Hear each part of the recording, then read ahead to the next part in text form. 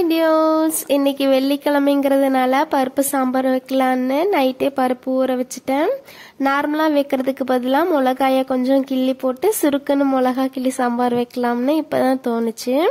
அதுக்கு ஒரு குக்கரில் ஊற வச்ச பருப்பு போட்டு அது வேகிற அளவுக்கு தண்ணி ஊற்றி 1 டீஸ்பூன் ஆயில் ஊற்றிக்கோங்க, இல்லைன்னா பொங்கி வந்துட்டே இருக்கும்.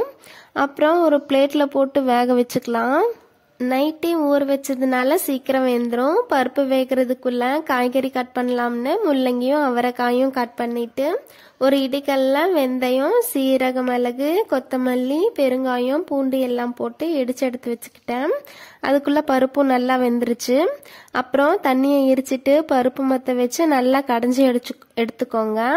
இது மாதிரி நல்லா கடைஞ்சதும் அதை ஒரு ஓரமா வச்சுட்டு ஒரு மண் சட்டியில 1 டேபிள் ஸ்பூன் ஆயில் ஊற்றி காஞ்சதும் கடுகு போட்டு பொரிஞ்சதும் கட் பண்ண சின்ன வெங்காயம், கிள்ளி வச்ச வரமிளகாய் எல்லாம் சேர்த்து வணங்கினதுக்கு அப்புறம் கடைஞ்சி வச்ச பருப்பு, இரிச்ச தண்ணி, ஒரு குட்டி நெல்லிக்காய் சைஸ் கரைச்ச புளி தண்ணி ஊற்றி 1 டீஸ்பூன் மஞ்சள் தூள், தேவையான அளவு உப்பு போட்டு ஒரு கிளறிட்டு கொதிக்க விட்டு எடுத்தா சூடான சுவையான சுருக்குன்னு மிளகா கிள்ளி சாம்பார் ரெடி.